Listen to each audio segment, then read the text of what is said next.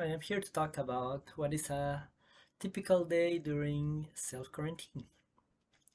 So, I have time to prepare and meditate, so I have plenty of things that I brought with me. First of all, I bought a new laptop with which I'm recording this video and that I use a lot to stream videos, mostly about languages or geopolitics, which are the topics that interest me. It was essential because my previous laptop was not working very well and I could not have it breaking on me like while I was essentially locked in here.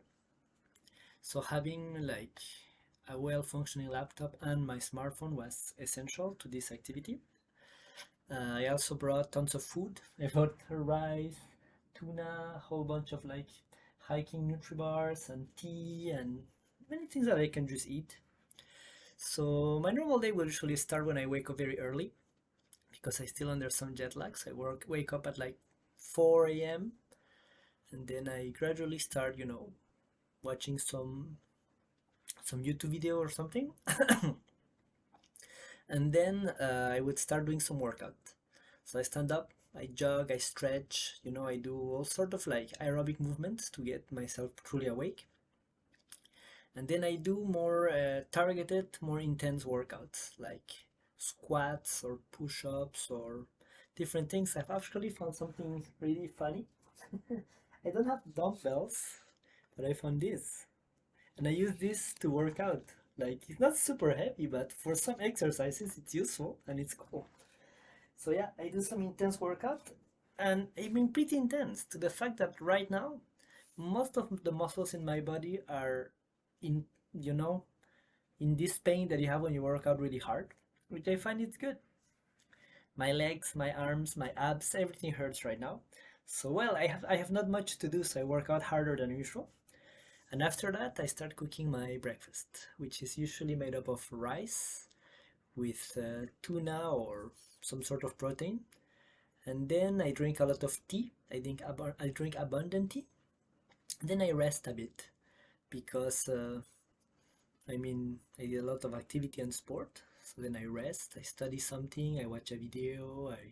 I just essentially relax, and it's a good time to talk with people back in Canada because when here it's like 6, 7, or 8 a.m., well, in Canada it's the evening, so it's a right time where people finish working and have some time to chat with me or maybe video call. So it's some time to rest. And then after resting, I get to lunchtime when I cook again, something similar, or usually I order something. As I mentioned earlier, probably in different videos, I have the possibility to order food every day. There are like very efficient food delivery services here in Seoul, but part of the fun of this adventure is to order as less as possible because I brought a lot of food with the purpose of not needing to order and having this survival kind of attitude. But it's not really hard. I have a lot of things. And then in the afternoon, I resume another set of workout, but this time more targeted like at stretching or relaxing maybe. And then I resume watching my videos or recording videos like I'm doing right now. Like now it's 5:43 p.m. So now it's the time where I'm free again. I'm free all the time, and I eat very little for dinner because of jet lag. I get tired very early, like at 7 or 8 p.m. I fall asleep. So I eat something very small. I drink more tea again, and then I brush my teeth, get everything clean, and get ready to sleep. Now, if I can talk about the issues I've been having here, uh, my hotel room is pretty good. I have spaces for hanging my clothes, for storing my food. I have a fridge, microphone, a kettle, my bathroom with shower and everything. And of course, an air conditioning. The only thing is that my windows don't have mosquito nets, which means that when I open my windows to air my room, mosquitoes come in. And I hate mosquitoes. And I am very talented to finding and killing mosquitoes, in fact. But this has led to some awkward and funny situations.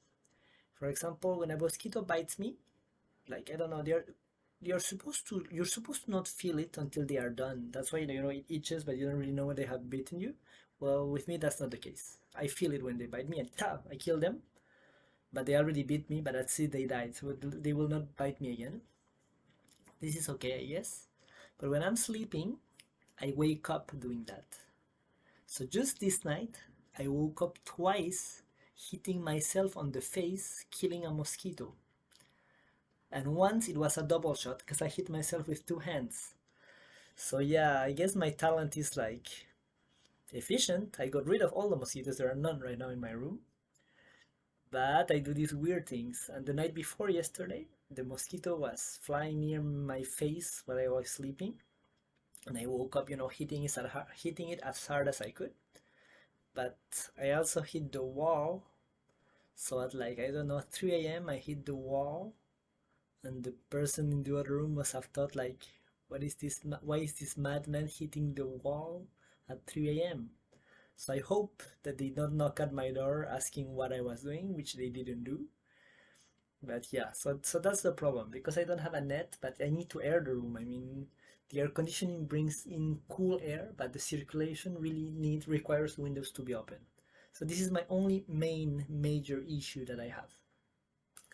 And yeah, I still managing to kill these mosquitoes. I'm also good at like, rolling socks into a ball, and throwing at them when I'm awakened, or like hitting them with like, I don't know, whatever I have at my hands. So now I'm hesitating, I am trying to figure out what's the best time of the day to open my windows so mosquitoes are less likely to come. I was wondering if they could come in since I'm in the third floor. I was like, maybe they fly at low level, but no, they do come in by the window, even at the third floor. So I guess my hope of not seeing them is lost. And what else do I do? Well, the first day I replaced everything in the room, because the fridge and the microwave and even the kettle were in a corner where there was no electrical outlet. So I relocated them in places where there are electrical outlets. I took out many things from my luggage, replace everything, clean everything, organize everything the way I want it, set it up in a way that would be efficient for the next 2 weeks. But this was only the very first day. I washed my clothes. So instead, I have plenty of clothes for, I'm abroad for at least 1 year. But yeah, since I don't have a washing machine, I don't want to, hand wash all my clothes. I just chose 3 sets of clothes that I hand wash regularly. It's not the most efficient system because I didn't bring actual good soap, so I use like shampoo or body soap to do this. I've done this when I was young traveling, like when I was traveling to Europe at zero budget, so it's just not the most efficient way. But it kind of works. I mean, my things are clean. Yeah, but I wash my clothes, I work out. I think that's about it. And my mood during this time is pretty good. And I've noticed a pattern. Like at 6, 7 p.m. I start to get into a bad mood. And I start thinking like, yeah, I'm bored and trapped here. What am I even doing here? But I've realized that I'm just tired. It just means I have to brush my teeth, close a light sleep, and I wake up in a super good mood the next day at 4 or 5 a.m. So yeah, overall my mood is good. I talk to my friends regularly. I'm doing these videos that I find quite funny, and I hope I find useful eventually. And aside from that, I think that summarizes my self-quarantine life. Though I have a TV in my room, and I have not still turned it on. Maybe I should. I guess it could keep me company in a way, but I suppose it's only Korean channels, which is not a bad thing. I'm here to learn Korean, so I should still at least get familiar with get my ears familiar with the language. And aside from that, yeah, I think for my next video I'm gonna talk about how it was, getting the paperwork to enter Korea and how entering Korea actually was. Just as like, I don't know, telling you about like what's going through my mind is that the videos I watch were very like paranoid. And I think it's these YouTubers who, when I get like tons of clicks, so I describe everything as being like super extreme, and the government like calling them constantly and like finding out 1 second after they left the room, It was nothing like that. It was not stressful at all. It was super straightforward. The airport, they say, some YouTubers said it takes 5 to 6 hours to get out of the airport. It took me at the very most 1 hour. It was really fast. Because Incheon Airport, which is a huge, probably one of the best airports in the world, is functioning at less than 5% of its capacity. So, I mean, things go ridiculously fast. even though we have to, install the self quarantine app and stuff and get through some paperwork. A common criticism I've heard is people who complain that the people working at the airport don't speak English properly. And I'm like, well, they speak Korean properly, and we're in Korea, so I don't find it so shocking. I mean, if you go to Peru, for example, where I come from, people speak Spanish perfectly, and some people speak English to a certain extent, but it would be insane to expect them to speak English perfectly. And on top of that, they spoke English pretty well. Like, I mean, as much as you need, which is giving them my passport and then saying I'm 감사합니다, which means thanks, and leaving. What else do they really need to tell me? Well, I guess it also helped that I had looked into every information that was possible and I had all the papers, filled correctly. Probably it's more of a problem for people who are like not well prepared, and instead of like self-criticizing their own unpreparedness, they criticize that the staff at the airport was not competent. But yeah, no, for me it went pretty well.